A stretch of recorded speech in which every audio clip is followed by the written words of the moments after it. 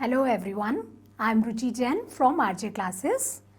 अभी हम लोगों ने लास्ट जो हम लोगों का टॉपिक पढ़ा था, मैंने आपको इकोनॉमिक्स वर्ड का मीनिंग बताया था कि eco means money and nomics means study, and in very simple terms we can say that study of money is known as economics. फिर हमने देखा था कि ये वर्ड एक ग्रीक वर्ड से बनाया है। ग्रीक वर्ड को ओइकोनोमिया बोलते हैं, और ओइकोनोमिया का मतलब क्या होता है? House hold. तो इन जनरल अगर हम लोग देखें तो इकोनॉमिक्स एक ऐसा सब्जेक्ट है जो अपना कंसर्न रखता है हाउस होल्ड के साथ। इकोनॉमिक्स का हमने फंडामेंटल प्रीमाइस देखा था, it is scarcity of resources. Scarcity का मतलब रिक्वायरमेंट्स का ज़्यादा होना और अवेलेबल रिसोर्सेज का उससे कम होना।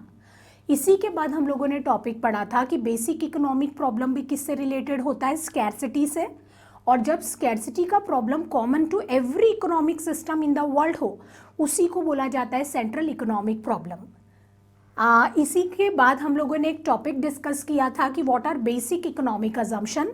सो there are two basic economic assumptions, one is ceteris paribus, that is other things remaining constant or same, and second one is rationality कि everyone tries to get best out of given things। Topic को हम लोगों ने sum up किया था economic laws पढ़ के, और ये देखा था कि इकोनॉमिक लॉज का जो रूल्स और रेगुलेशंस इकोनॉमिक्स से उसका कॉन्सेप्ट एल्फ्रेड मार्शल ने दिया है, जो ब्रिटिश नियो क्लासिस्ट हैं। इकोनॉमिक लॉज के हमने फीचर्स पढ़े थे कि ये स्टेटमेंट ऑफ इकोनॉमिक टेंडेंसीज है, मतलब ये लेस एग्जैक्ट होते हैं as compare to laws of sciences जो होते हैं मोर एग्जैक्ट। वहीं देखा था कि ये कंडीशनल होते हैं। कंडीशनल का मतलब हमेशा ये जो अजम्पशंस होती है सेटेरिस पेरिबस वाली, रैशनैलिटी वाली, ये इकोनॉमिक लॉज को फॉलो करती है। तो लॉज ऑफ इकोनॉमिक्स एब्सोल्यूट नहीं है, वो है hypothetical and conditional, and related to time और प्लेस है। Time to time, place to place क्या होते हैं? चेंज। आज हम उसी टॉपिक को कंटिन्यू करेंगे। आज हम टॉपिक देख रहे हैं branches of economics. Branches of economics को आप बोल सकते हो कि ये है स्कोप ऑफ इकोनॉमिक्स या सब्जेक्ट मैटर ऑफ इकोनॉमिक्स। तो इकोनॉमिक्स की ब्रांचेस, सब्जेक्ट मैटर या स्कोप ब्रॉडली टू पार्ट्स में डिवाइडेड है, माइक्रो एंड मैक्रो इकोनॉमिक्स। तो आज हमारा जो टॉपिक है वो है ब्रांचेस ऑफ इकोनॉमिक्स। इकोनॉमिक्स की दो ब्रांचेस होती है, one is micro and another one is macro. Macro economics के देखें ऑल्टरनेट नेम्स पे भी एग्जाम में क्वेश्चन पूछा जाता है। मैक्रो इकोनॉमिक्स को मॉनेटरी इकोनॉमिक्स भी बोलते हैं, और ये एग्रीगेट्स पे बेस्ड होती है, groups and broad aggregates of economy पर, इसीलिए इसको बोला जाता है aggregative economics. So macro economics is also known as monetary economics as well as aggregative economics. Clear? The word micro and macro ये इंग्लिश लैंग्वेज वर्ड है जिनको Greek word से लिया है, माइक्रोस और मैक्रोस से। माइक्रोस का मतलब होता है स्मॉल और मैक्रोस का मतलब होता है लार्ज। तो जब हम इकोनॉमी के स्मॉल पार्ट से अपना कंसर्न रखते हैं वो इकोनॉमिक्स कहलाएगी माइक्रो, और जब हम ग्रुप्स और ब्रॉड एग्रीगेट्स में डील करेंगे, लार्ज पार्ट्स को लेके चलेंगे इकोनॉमिक्स के, वो क्या कहलाएगी? मैक्रो। तो माइक्रो और मैक्रो वर्ड का मतलब होता है small and large. So when we are dealing with small parts of economy, that economics is known as microeconomics, and when we are dealing with groups and large broad aggregates of economy, that economics is known as macroeconomics. So micro और macro के हम definitions अभी discuss करेंगे, but firstly आपको ये जानना है कि इकोनॉमिक्स में माइक्रो और मैक्रो वर्ड्स को पहली बार यूज़ किया था ईयर 1933 में, और यूज़ करने वाले इकोनॉमिस्ट का नाम था Ragnar Frisch. Most of the time exam में ये क्वेश्चन पूछा जाता है कि the words micro and macro were firstly used in which year and by whom. So 1933 में पहली बार इन वर्ड्स को यूज़ किया गया था इकोनॉमिक्स में, और किसने यूज़ किया था? प्रोफेसर रेगनर फ्रिश ने। ये मैं लिख देती हूँ, the words micro and macro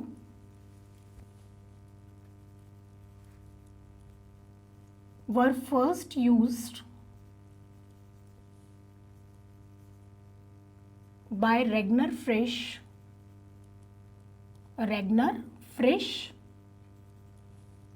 in 1933। Year कौन सा था? 1933। रेगनर फ्रिश, ये चीज़ ध्यान रखेंगे।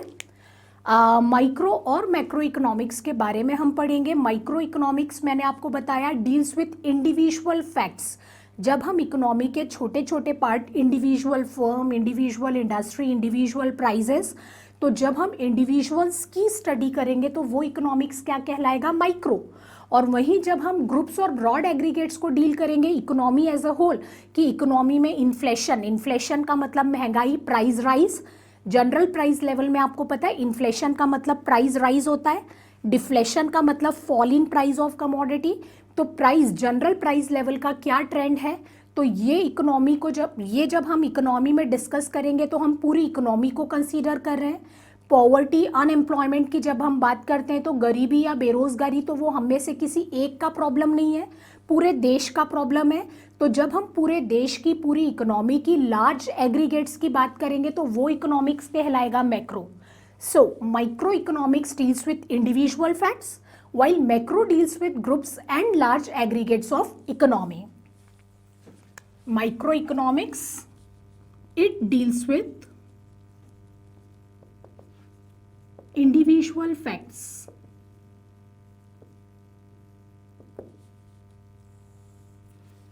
इंडिविजुअल फैक्ट्स के साथ जो इकोनॉमिक्स डील करती है वो माइक्रो है। एक इकोनॉमिस्ट है जिनका नाम है बोल्डिंग। तो प्रोफेसर बोल्डिंग बोलते हैं कि when we are studying particular unit, particular firm, particular household, particular industry, तो जब हम पर्टिकुलर चीज़ों को, इंडिविजुअल चीज़ों को स्टडी करते हैं वो इकोनॉमिक्स माइक्रो है, ऐसा बोला है प्रोफेसर बोल्डिंग ने। वहीं जब हम मैक्रो की बात करते हैं तो macro deals with groups and large aggregates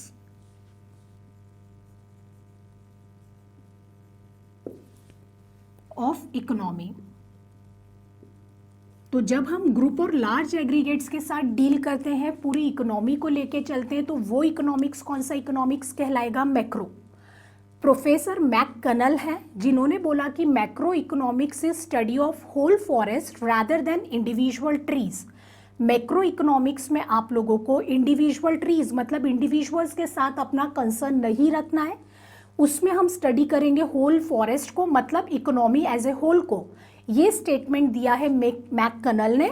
तो हमने दो स्टेटमेंट देखे, एक तो बोल्डिंग का स्टेटमेंट हमने देखा माइक्रो में, और मैककनल का स्टेटमेंट हमने किस में देखा है, मैक्रो में। तो इन सिंपल मैं आपको बताऊं तो इंडिविजुअल्स के साथ जो इकोनॉमिक्स डील करेगा वो माइक्रो है, और वहीं ग्रुप्स और ब्रॉड एग्रीगेट्स के साथ जो इकोनॉमी डील करेगी, इकोनॉमिक्स डील करेगी, वो क्या कहलाएगी, macro.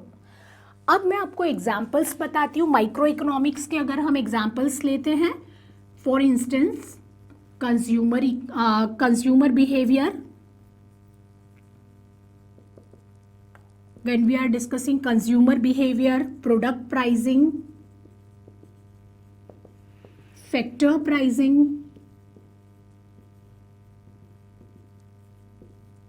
we are concerned with microeconomics। जब हम बात करते हैं कंज्यूमर बिहेवियर की, प्रोडक्ट प्राइसिंग, फैक्टर प्राइसिंग की, तो ये माइक्रो इकोनॉमिक्स है। और जब मैक्रो का अगर हम एग्जांपल लेते हैं, like national income, unemployment, poverty, balance of payment, inflation etcetera, ये सब किसके एग्जाम्पल होंगे, मैक्रो के। ध्यान से सुनिएगा, मैंने आपको ये बोला कि जब आप कंज्यूमर बिहेवियर को लेते हो, तो मैं एक कंज्यूमर हूँ, मेरा बाइंग पैटर्न, जो मेरा खरीदने का जो पैटर्न है वो आप लोगों से अलग है। आपको जो चीज़ें सेटिस्फाई कर रही है, ज़रूरी नहीं है कि मैं भी वैसी ही चीज़ें खरीदूं, और मैं जो खरीद रही हूँ ज़रूरी नहीं है कि आप लोगों का इंटरेस्ट भी उन्हीं चीज़ों में हो। हर कंज्यूमर का आपको पता है बाइंग पैटर्न, बिहेवियर दूसरे कंज्यूमर से अलग है। तो कंज्यूमर बिहेवियर की जब हम बात करेंगे तो इंडिविजुअली ये डिफर करता है, और इंडिविजुअल्स के साथ जो इकोनॉमिक्स डील करती है वो किस में आएगा, माइक्रो में। वहीं अगर हम देखें प्रोडक्ट प्राइसिंग, तो हर प्रोडक्ट का प्राइस, लाइक ये मार्कर का प्राइस और ट्यूबलाइट का, फैन का, एसी का प्राइस सब डिफरेंट है। अलग अलग चीज़ों का प्राइस डिटर्मिनेशन भी अलग अलग होगा।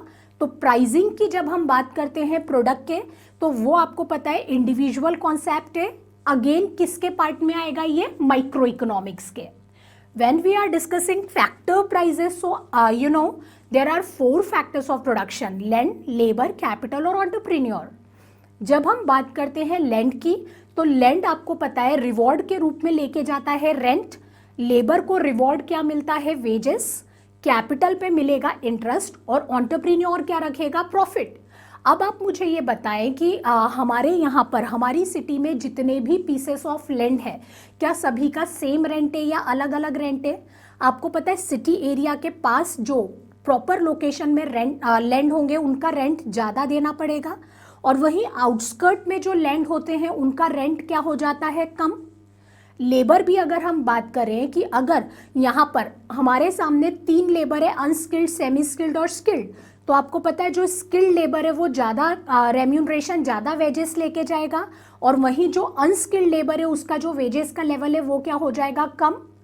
कैपिटल को जब आप अलग अलग एम्प्लॉय करोगे तो उस पर इंटरेस्ट अलग अलग मिलेगा, और हर एंटरप्राइज को आपको पता है प्रॉफिट का लेवल दूसरे एंटरप्राइज से अलग होगा।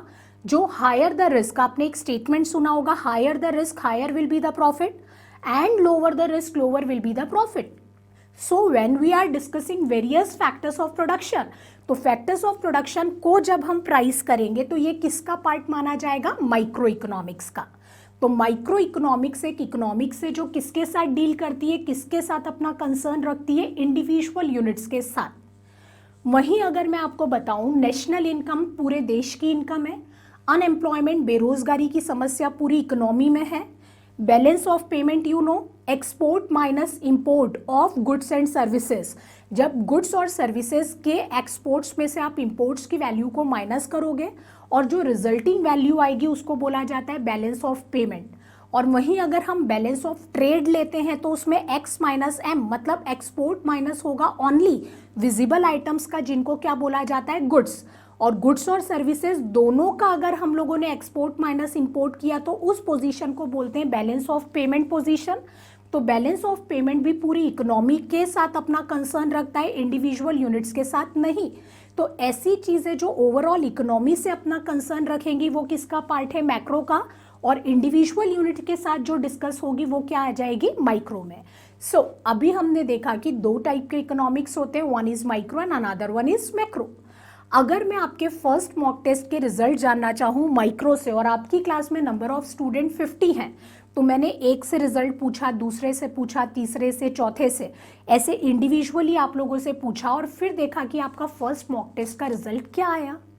वहीं अगर मुझे मैक्रो से जाना होता तो मैं क्या करती, आप लोगों में से 2 लोगों से मैंने पूछा कि 2 बच्चों के मार्क्स कितने हैं, दोनों के मार्क्स को प्लस करके डिवाइडेड बाय 2 किया, तो मेरे पास एक एवरेज स्टूडेंट का मार्क्स आ गया कि कितना है, इनटू मैंने 50 किया तो मुझे आपके पूरे ग्रुप का रिजल्ट ऑन एन एवरेज पता चल गया कितना था। तो ये वाला सिस्टम पे जब मैं जाती हूँ तो ये इकोनॉमिक्स क्या कहलाएगी, मैक्रो। तो आप खुद सोचें कि जब हम एक पर्सन में डील कर रहे हैं तो माइक्रो में टाइम ज्यादा लगेगा, तो this method is time consuming. एक के साथ जब आप डील करोगे तो टाइम ज्यादा लगेगा, तो इट इज टाइम कंज्यूमिंग। और वहीं मैक्रो अपन देखें तो 2 के बेस पे मैंने बोला पूरे ग्रुप का रिजल्ट निकाल दो, तो ये हो जाएगा टाइम सेविंग। अच्छा, माइक्रो अगर हम लोग देखते हैं तो देखें टाइम कंज्यूमिंग के साथ साथ, टाइम कंज्यूमिंग के साथ आप खुद सोचो स्टेटिस्टिशियन, पेपर, इंक, इन सब का खर्चा ज्यादा आएगा, तो ये रहेगी मोर कॉस्टली। टाइम भी ज़्यादा लगेगा, खर्चा भी ज़्यादा आएगा जब हम इंडिविजुअल्स में डील कर रहे हैं।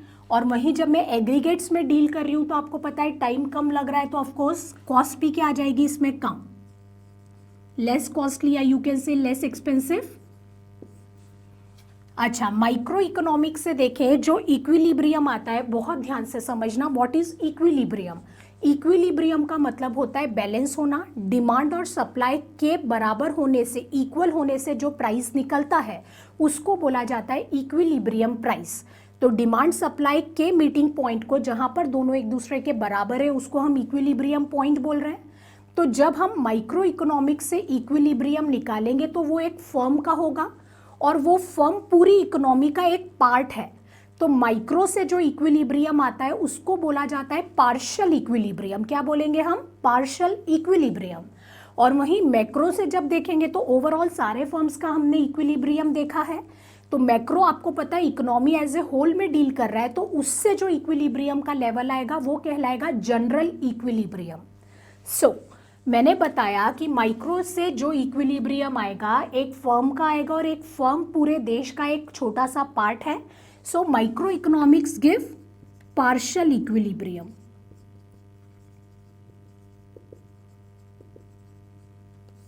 और वहीं अगर हम मैक्रो को देखते हैं तो मैक्रो से जो इक्विलिब्रियम आएगा उसको क्या बोलते हैं? General equilibrium.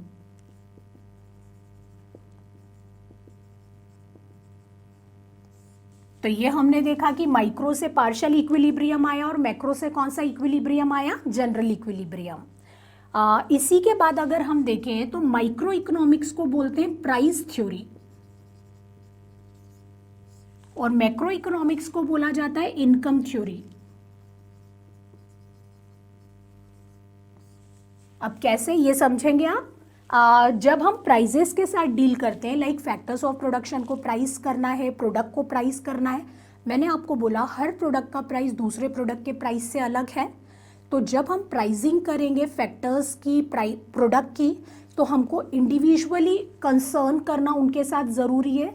हर इंडिविजुअल चीज़ का प्राइस दूसरी इंडिविजुअल चीज़ के प्राइस से क्या होगा? सेपरेट होगा, अलग होगा. So when we are dealing with price theory, तो प्राइस थ्योरी रहेगा इंडिविजुअल कॉन्सेप्ट और वो किसका पार्ट रहेगा? माइक्रो का. और वहीं जब हमको नेशनल इनकम निकालनी है इंडिया की, तो आप खुद सोचो अगर इंडिविजुअल्स की इनकम आप निकालोगे तो इंडिया में है मोर देन 130 करोड़ पॉपुलेशन और एक पर्सन की इनकम को प्लस करके अगर आप जाना चाहोगे नेशनल इनकम पर, तो आज की national income might be possible 5 years के बाद पता चलेगी, तब उसका कोई रेलिवेंस नहीं होगा. इसीलिए अगर आप इस साल की नेशनल इनकम इसी साल जानना चाहते हो तो आप एग्रीगेट्स में जाओ. फॉर एग्जाम्पल अगर हम लेते हैं कि इंडिया में एक डॉक्टर ऑन एन एवरेज कमाता है साल भर का 50 लाख रुपए, into number of doctors India में है 9 लाख, तो 50 लाख इंटू 9 लाख जब हमने नंबर ऑफ डॉक्टर्स से किया तो वो जो इनकम आ गई, टोटल डॉक्टर्स की इनकम आ गई, टीचर्स की, लॉयर्स की, हमने ऐसे करके ग्रुप्स बनाए और ग्रुप की इनकम को प्लस करके ये बोला कि इंडिया की नेशनल इनकम इतनी है. तो जब हम नेशनल इनकम को निकालेंगे वो हमेशा एग्रीगेट्स पे बेस्ड होगी. इसीलिए मैक्रो इकोनॉमिक्स को बोला जाता है इनकम थ्योरी. क्या बोलेंगे? Income theory. और वहीं जब हम प्रोडक्ट का प्राइस करेंगे तो वो इंडिविजुअली होगा. तो प्राइसिंग किस में आ जाएगा? प्राइस थ्योरी किसको बोला जाएगा? माइक्रो को. इसी में एक और पॉइंट इंपॉर्टेंट बनता है कि माइक्रो में जो प्राइस होता है उसको बोलते हैं रिलेटिव प्राइस और मैक्रो में जो प्राइस होता है उसको बोलते हैं एब्सोल्यूट प्राइस.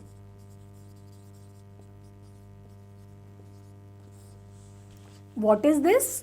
रिलेटिव प्राइस का मतलब ratio of one money price in terms of another.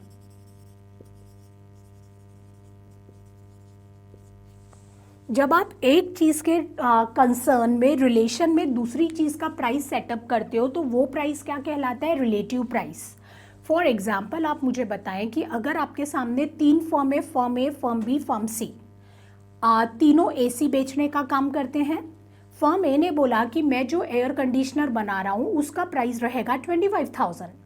तो फर्म बी क्या 25 लाख या 2500 बोलेगा? नहीं, उसका भी प्राइस 1-2 हज़ार ऊपर नीचे हो सकता है, बट वो प्राइस मोर और लेस वही सेट करेगा जो फर्म ए ने किया है. तो जो सिमिलर चीज़ें होती है उसमें फर्म्स आपको पता है एक दूसरे को कंसीडर करते हैं, एक दूसरे के प्राइजेस को, और अकॉर्डिंगली अपना प्राइस डिसाइड करते हैं. तो माइक्रो इकोनॉमिक्स में जो प्राइस होते हैं उनको बोलते हैं रिलेटिव प्राइस. और वहीं मैक्रो में आपको पता है जैसे फेयर प्राइस शॉप जिनको बोलते हैं, राशन की दुकानें, वहाँ पर गवर्नमेंट अगर गेहूँ, चावल, ये सब चीज़ें सोल्ड आउट कर रही है तो पूरी इकोनॉमी के लिए वो एब्सोल्युटली एक ही प्राइस चार्ज करेंगे. तो मैक्रो में गवर्नमेंट जो प्राइस चार्ज कर रही है वो पूरी इकोनॉमी के लिए सेम रहेगा, इसीलिए उसको बोलते हैं absolute price. You can say कि गवर्नमेंट जो प्राइस फिक्स करती है उसी को बोला जाता है एडमिनिस्टर्ड प्राइस. क्या बोलेंगे उसको? Administered price. तो हमने ये देखा कि मैक्रो में जो प्राइस होता है वो गवर्नमेंट ओवरऑल इकोनॉमी के लिए एक जैसा फिक्स कर रही है, उस प्राइस को बोला जाएगा एब्सोल्यूट प्राइस. और वहीं माइक्रो का जो प्राइस होता है उसको क्या बोला जाता है? Relative price. That is ratio of one money price in terms of another. इसी के बाद देखें, बहुत ध्यान से सुनिएगा, माइक्रो में एक प्रॉब्लम आती है जिसको बोलते हैं प्रॉब्लम ऑफ रिसोर्स अलोकेशन।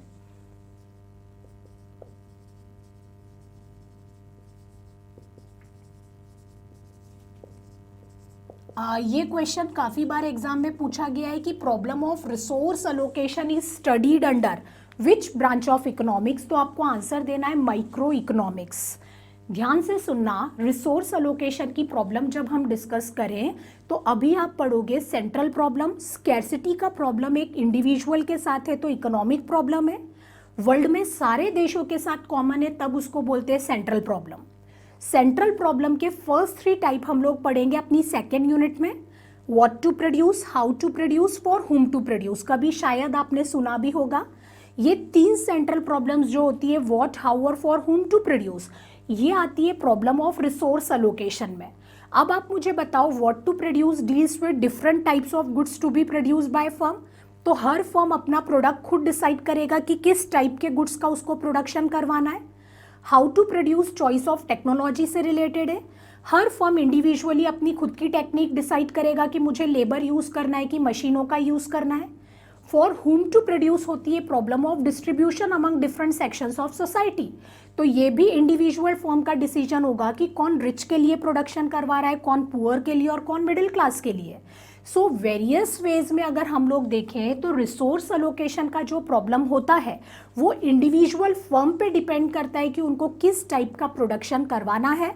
तो जब भी क्वेश्चन पूछे कि which branch of economics deals with problem of resource allocation, तो रिसोर्स अलोकेशन में 3 प्रॉब्लम आती है, what to produce, how to produce, for whom to produce.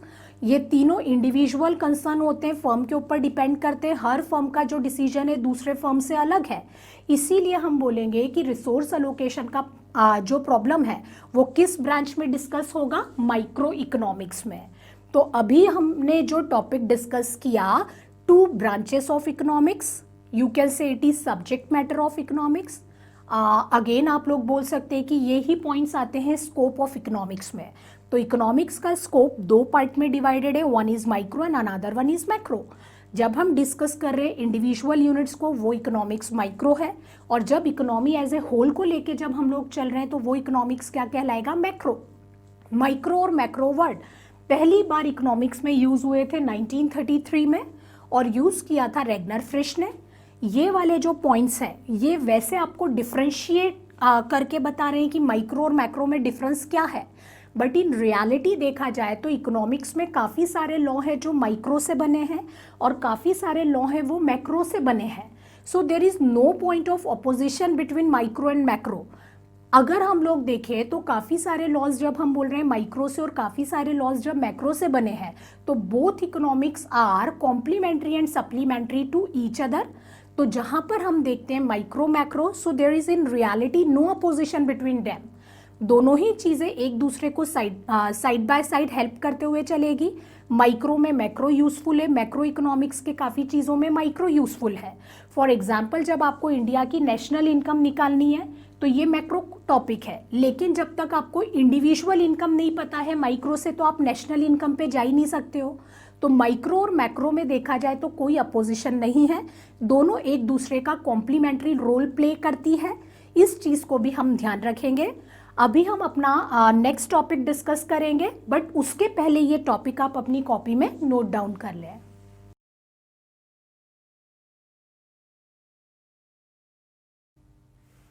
Now we will discuss our next topic, economics as an science and as an art. Economics को देखें, अगर हम लोग science मानते हैं तो साइंस क्या होता है, what is science? Science is systematic body of knowledge, shows cause and effect relation, having universally applicable principles, और जिसमें एक्सपेरिमेंटेशन पॉसिबल होता है। इकोनॉमिक्स साइंस के ये सभी फीचर्स को पूरा करता है, क्योंकि इकोनॉमिक्स आपको पता है साइंस की तरह एक सिस्टमैटिक बॉडी ऑफ नॉलेज है। Systematically economics is divided in 2 parts, one is micro and another one is macro. Cause और इफेक्ट रिलेशन को भी इकोनॉमिक्स के सारे प्रिंसिपल शो करते हैं, जैसे कि कॉज है प्राइस का बढ़ना और इफेक्ट है डिमांड का कम होना। तो ये लॉ ऑफ डिमांड कॉज और इफेक्ट रिलेशनशिप को बता रहा है। इकोनॉमिक्स में आप लोगों को पता है एक्सपेरिमेंटेशन भी पॉसिबल है। तो मोस्ट ऑफ द फीचर्स जो साइंस के हैं वो इकोनॉमिक्स पूरा करता है, इसीलिए इकोनॉमिक्स को बोला जाता है साइंस। लेकिन इकोनॉमिक्स को आपको पता है परफेक्ट साइंस नहीं बोलेंगे, इम्परफेक्ट साइंस बोलेंगे, बिकॉज साइंस 100% एक्यूरेट रिजल्ट देता है, बट इकोनॉमिक्स का सब्जेक्ट मैटर है ह्यूमन बिहेवियर, और ह्यूमन बिहेवियर हाईली इनवेरिएबल है, अनसर्टेन है। इकोनॉमिक्स ह्यूमन बींग्स पे बेस्ड है, तो उसके जो रिजल्ट्स रहेंगे वो इतने एग्जैक्ट नहीं रहेंगे जो फिजिकल साइंसेस के रिजल्ट है। तो इकोनॉमिक्स के लॉ अगर हम देखें साइंसेस के लॉ के कंपैरिजन में कम एग्जैक्ट होते हैं, इसीलिए लॉज ऑफ इकोनॉमिक्स को बोला जाता है स्टेटमेंट ऑफ इकोनॉमिक टेंडेंसीज। तो इकोनॉमिक्स के लॉ ह्यूमन बींग्स की जो फीलिंग्स होती है, इमोशंस होते हैं, उनको हम एक्सपेरिमेंट्स के थ्रू मेजर नहीं कर सकते हैं। वहीं अगर मैं आप लोगों को बताऊं कि इकोनॉमिक्स का सब्जेक्ट मैटर मनी है, और मनी ही अपने आप में डिपेंडेंट वेरिएबल है, क्योंकि मनी डिपेंड करता है मार्केट रेट ऑफ इंटरेस्ट के ऊपर, आरबीआई की पॉलिसीज पर। तो इकोनॉमिक्स एक परफेक्ट साइंस हुआ या इम्परफेक्ट साइंस? तो आंसर आएगा कि इकोनॉमिक्स एक परफेक्ट साइंस नहीं है, economics is science but economics is imperfect science. ये हमने डिस्कस किया इकोनॉमिक्स एज ए साइंस के बारे में। वहीं आर्ट में होता है personalised application of knowledge. Personal application of knowledge, जैसे कि कोई सिंगर है, डांसर है, तो जब आप अपने नॉलेज को प्रैक्टिकली अगर आप लोग अप्लाई करते हो तो प्रैक्टिकल एप्लीकेशन ऑफ नॉलेज को बोला जाता है आर्ट। इकोनॉमिक्स, इकोनॉमिस्ट की एप्लीकेशन, आपको पता है नॉलेज की प्रैक्टिकल एप्लीकेशन से रिलेटेड है, इसीलिए इकोनॉमिक्स को साइंस भी माना जाएगा और आर्ट भी माना जाएगा। अगर हम डिस्कस करें कि इकोनॉमिक्स साइंस है, तो साइंस दो टाइप की होती है, positive and normative. When we discuss economics as a science, तो science of economics, economics as science,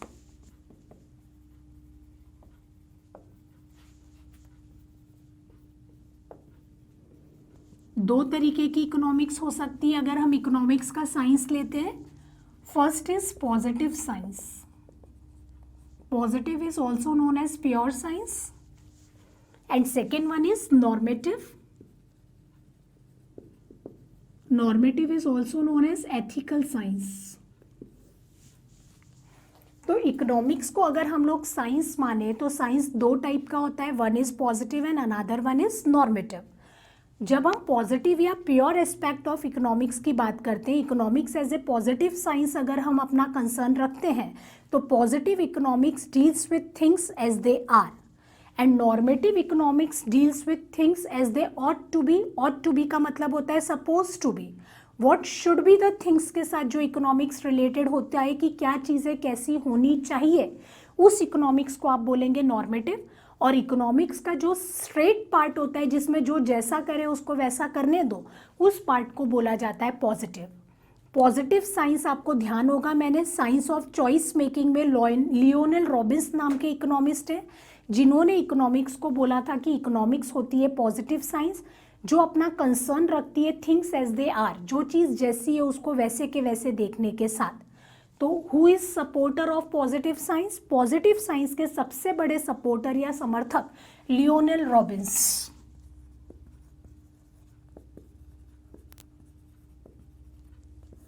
जबकि मार्शल और पिगू नाम के जो इकोनॉमिस्ट है ना, इन्होंने इकोनॉमिक्स का लिया है normative aspect, martial and Pigou. Now जब हम डिस्कस कर रहे हैं कि इकोनॉमिक्स दो तरीके की साइंस हो सकती है, या तो पॉजिटिव या फिर नॉर्मेटिव, तो पॉजिटिव इकोनॉमिक्स मैंने आपको बताया कि positive economics is also known as pure economics. It deals with things as they are.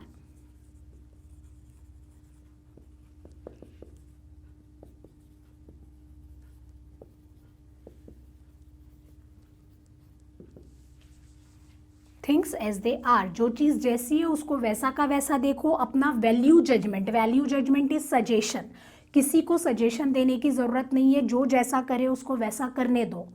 अगर मैं आपको एक एग्जांपल लूँ कि थिंग्स एज दे आर, जो जैसा कर रहा है वैसा होने दो, जैसे कि हम देखेंगे लॉ ऑफ डिमांड, ये एक पॉजिटिव स्टेटमेंट है। क्यों? लॉ ऑफ डिमांड बोलता है प्राइस ज़्यादा तो डिमांड कम, कम प्राइस पे डिमांड ज़्यादा। यहाँ पर किसी ने अपना कोई सजेशन या इमेजिनेशन नहीं दिया, ये तो एक रियल फैक्ट है, ऐसा होता ही है। तो ये स्टेटमेंट क्या हो जाएगा? पॉजिटिव। पॉजिटिव में मैंने एक एग्जांपल लिया law of demand, law of supply हम ले सकते हैं। लॉ ऑफ डिमांड क्या बोलता है? Other things remaining constant at when price rises quantity demanded falls and when price falls quantity demanded of it will rise. अगर मैं आपको एक एग्जांपल दूं कि अगर एक बिल्डिंग के बाहर कोई वॉचमैन है तो वो वॉचमैन अंकल को आप बुला के पूछो कि वॉचमैन अंकल प्राइस बढ़ गया तो आप क्या करोगे, तो वो आंसर आपको देंगे कि अब मैं उस चीज़ को कम खरीदूंगा, मतलब मैं उसकी डिमांड कम करूंगा। मतलब वो तो इकोनॉमिक्स पढ़े हुए नहीं भी हैं, तो भी आपने उनसे पूछा कि प्राइस ज़्यादा, तो उन्होंने सीधा सा आंसर दिया कि वो डिमांड क्या करेंगे? कम, क्योंकि उनके पास परचेजिंग पावर नहीं है। तो ये एक रियल फैक्ट है, ऐसा तो होता ही है। तो जहाँ पर हम होता ही है वाली बात कर रहे हैं, रियल फैक्ट्स की बात कर रहे हैं, ये वाला इकोनॉमिक्स कहलाता है पॉजिटिव इकोनॉमिक्स। तो जब हम इकोनॉमिक्स का पॉजिटिव एस्पेक्ट ले रहे हैं तो positive economics deals with things as they are, जो चीज़ जैसी है हम उसको वैसा का वैसा डिस्कस करेंगे। कोई सजेशन या वैल्यू जजमेंट मैं आपको नहीं दूंगी, जिसको जैसा करना है वो वैसा करे। ये इकोनॉमिक्स का पार्ट होता है पॉजिटिव पार्ट। जबकि मैं आपको बताऊं कि what should be the things, normative economics deals with what should be the things, should be होना चाहिए,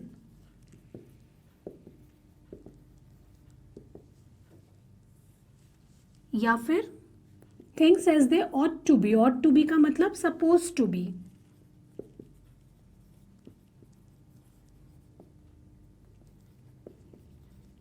what is ought to be? Ought to be का मतलब सपोज टू बी, चीजें कैसी होनी चाहिए। तो जहां मैं आपको सजेशन दे के बताऊं कि आप ऐसा नहीं करके वैसा करोगे तो वो ज़्यादा बेटर होगा, वो इकोनॉमिक्स का नॉर्मेटिव पार्ट है। जबकि मैं साइलेंट हूँ, मैंने चुप्पी साधी हुई है, जिसको जो करना है आप अपनी लाइफ के अपने बेस्ट जज हो। मैं आपको सजेस्ट करने वाली कोई नहीं हूँ, जिसको जैसा करना है वो वैसा करे। अगर इकोनॉमिस्ट ऐसा है तो वो कहलाएगा पॉजिटिव, जबकि वो आपको टाइम टू टाइम सजेशन देता रहता है तो वो इकोनॉमिस्ट क्या कहलाएगा? नॉर्मेटिव। तो इकोनॉमिक्स के दो पार्ट होते हैं, one is positive and another one is normative. Positive economics deals with things as they are, जो जैसा हो रहा है वैसा होने दो।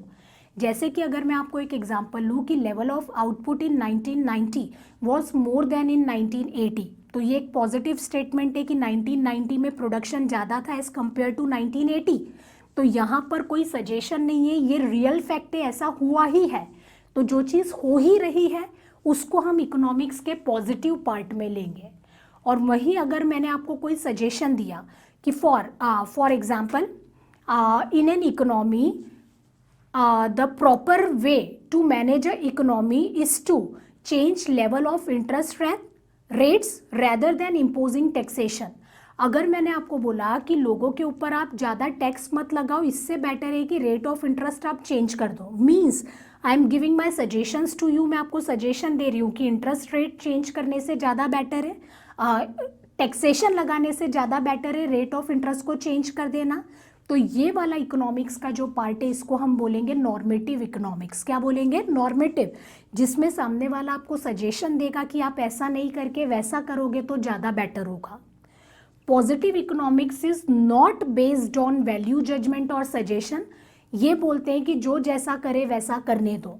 अगर यहाँ पर मैं एक पॉजिटिव इकोनॉमिस्ट हूँ और मुझे पता है कि एक पर्सन भाड़ में जा रहा है तो मुझे उसको रोकना नहीं है, जिसको भाड़ में जाना है वो जाए, मैं किसी को कोई सजेशन नहीं दूंगी। फॉर एग्जाम्पल, अगर आप एक इंडिविजुअल हो और आप लोगों ने ये बोला कि मैम आज हम मिल्क नहीं खरीदेंगे और मिल्क की जगह वाइन विस्की खरीदेंगे, मैं अगर एक पॉजिटिव इकोनॉमिस्ट हूँ तो मैं आपको उसके बारे में सही या गलत डिसीजन के बारे में नहीं बताऊंगी, जिसको जो करना है वो करे। तो यहाँ पर मैं आपके साथ हो जाऊंगी न्यूट्रल बिटवीन एंड्स। न्यूट्रल का मतलब क्या होता है? लैक ऑफ कंसर्न या नॉलेज, मुझे किस ज्ञान की कमी रखना है, जो जैसा करे उसको वैसा करने देना है। इकोनॉमिक्स का ये वाला जो पार्ट है ये होता है पॉजिटिव, और पॉजिटिव इकोनॉमिक्स होता है न्यूट्रल बिटवीन एंड्स। न्यूट्रल का मतलब लैक ऑफ कंसर्न या नॉलेज, जो जैसा करना चाहे उसको वैसा करने दो। आपकी क्लासेस अगर आप बंक करके वर्ल्ड ट्रेड पार्क में मुझे अगर दिख जाते हैं तो मुझे अपना फेस टर्न कर लेना है, क्योंकि मुझे आपसे कोई कंसर्न नहीं है, जो जैसा करना चाहे वैसा करे। तो ये वाला जो इकोनॉमिस्ट है उस टाइम पे आप बोलोगे कि मैम आप एक पॉजिटिव इकोनॉमिस्ट हो, क्योंकि आप वैल्यू जजमेंट या सजेशन नहीं दे रहे हो। जो जैसा करना चाहता है उसको आप वैसा करने दे रहे हो, तो ये इकोनॉमिक्स का जो पार्ट है इसको हम बोलेंगे पॉजिटिव साइंस। जबकि मैं आपको सजेशन या वैल्यू जजमेंट देती हूँ तो वो इकोनॉमिक्स का कौन सा पार्ट कहलाएगा, नॉर्मेटिव एंगल। तो ध्यान से सुनिएगा, लॉ ऑफ डिमांड मैंने आपको बताया, प्राइस ज़्यादा डिमांड कम, ऐसा हमेशा होता ही है। तो जो चीज़ें रियल फैक्ट्स में आएंगी उनको आप किस स्टेटमेंट में लेके चलेंगे, पॉजिटिव। लेकिन अगर हमने एक एग्जाम्पल लिया कि what should be the level of national income, should be word पे ध्यान देना, फोकस देना, what should be the level of national income या what should be the level of wage rate. तो नेशनल इनकम का क्या लेवल होना चाहिए, इंडिया की पॉपुलेशन इतनी और इसके हिसाब से इतनी, तो नेशनल इनकम होनी चाहिए ही चाहिए। तो एक इकोनॉमिस्ट आपको अपना सजेशन दे रहा है, वैल्यू जजमेंट दे रहा है, ये एग्जाम्पल हो जाएगा नॉर्मेटिव का। तो जहाँ पर मैं आपको रियल फैक्ट्स बताती हूँ कि ऐसा हुआ ही है, वो इकोनॉमिक्स तो पॉजिटिव है। जबकि मैं अगर आपको कोई एक सजेशन देती हूँ कि नेशनल इनकम का क्या लेवल होना चाहिए, तो जहाँ भी किसी स्टेटमेंट में सजेशन आता है तो वो नॉर्मेटिव है, रियल फैक्ट बताते हैं तो वो क्या बताएंगे आप, positive. Positive economics is not based on value judgement. यहाँ पर आपको किसी को कोई सजेशन नहीं देना है, जो जैसा करे उसको वैसा करने दो। But according to normative science,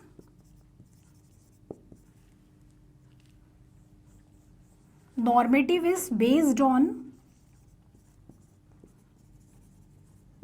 value judgement, और वैल्यू जजमेंट को क्या बोला जाता है, सजेशंस। तो पॉजिटिव वैल्यू जजमेंट मतलब सजेशंस पर बेस्ड नहीं है, जबकि नॉर्मेटिव में मैं आपको सजेस्ट करूंगी कि आप ऐसा नहीं करके वैसा करोगे तो ज़्यादा बेटर होगा।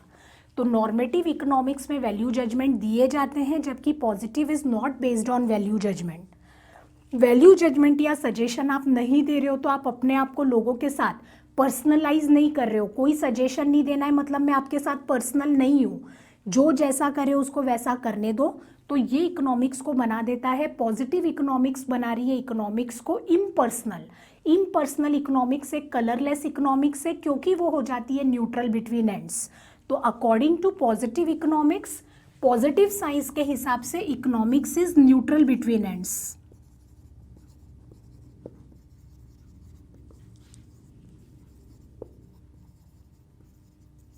और न्यूट्रल वर्ड का मतलब होता है लैक ऑफ कंसर्न या लैक ऑफ नॉलेज, जो जैसा करना चाहे उसको वैसा करने दो, किसी को सजेशन मत दो। न्यूट्रल मतलब उनके साथ आप इम्पर्सनल हो जाओ। और नॉर्मेटिव बोलती है कि neutrality between ends is neither feasible nor desirable. Normative economics बोलती है कि अगर एक इकोनॉमिस्ट न्यूट्रल, मतलब न्यूट्रल का मतलब हो जाएगा लैक ऑफ कंसर्न या नॉलेज रखना, लोगों के साथ लाइक पर्सनलाइज नहीं होना, इम्पर्सनल हो जाना। अगर आप इकोनॉमिक्स को इम्पर्सनल बनाते हो तो वो चीज़ किसी भी एंगल पर डिजायरेबल और फिजिबल नहीं है, क्योंकि इकोनॉमिक्स एक ऐसा सब्जेक्ट है जो ह्यूमन बीइंग से रिलेटेड है। और इस सब्जेक्ट में अगर आप अपने आप को इम्पर्सनल बना देते हो तो ये सब्जेक्ट का प्रैक्टिकल यूज ही खत्म हो जाएगा। तो नॉर्मेटिव बोलता है कि economics should not be neutral between ends, और न्यूट्रल अगर आपने इकोनॉमिक्स को माना तो वो किसी भी लेवल पर डिजायरेबल नहीं है, सही नहीं है। तो ये हमने पॉजिटिव नॉर्मेटिव देखा। पॉजिटिव जो जैसा कर रहा है उसको वैसा करने दो वाली मान्यता पर बेस्ड है। तो ऑफकोर्स आप ये बताएंगे कि ये जो रिजल्ट्स रहेंगे इसके क्या रहेंगे, ये रहेगी ये इकोनॉमिक्स देखें हम तो लेस पॉपुलर, जबकि ज़्यादा पॉपुलर अगर हम इकोनॉमिक्स का पार्ट देखें तो वो कौन सा है, नॉर्मेटिव।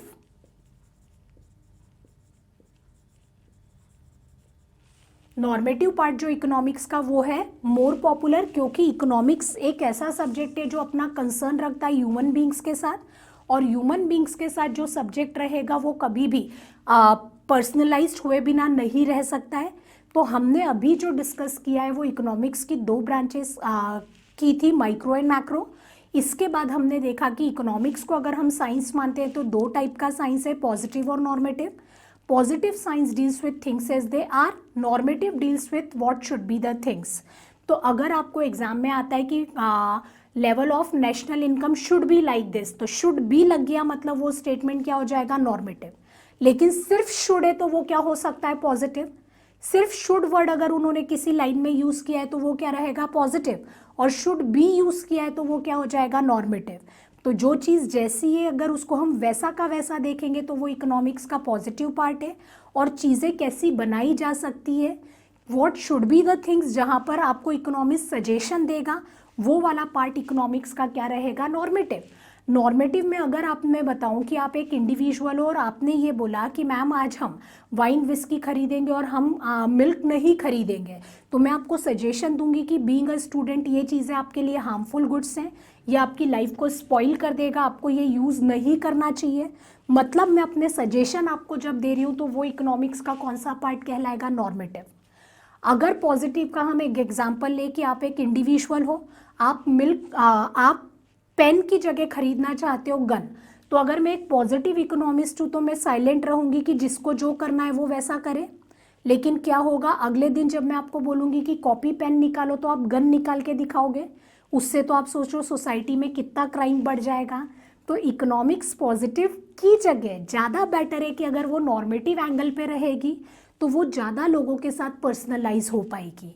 तो इकोनॉमिक्स के हम लोगों ने दो पार्ट देखे हैं, दो साइंसेस देखे हैं, positive and normative. Positive deals with things as they are and normative deals with what should be the things based on value judgement और सजेशंस। अभी मैं आपको 2 मिनट्स का टाइम दे रही हूँ, आप ये चीज़ें अपनी कॉपी में नोट डाउन कर लें, उसके बाद हम अपना नेक्स्ट टॉपिक डिस्कस करेंगे।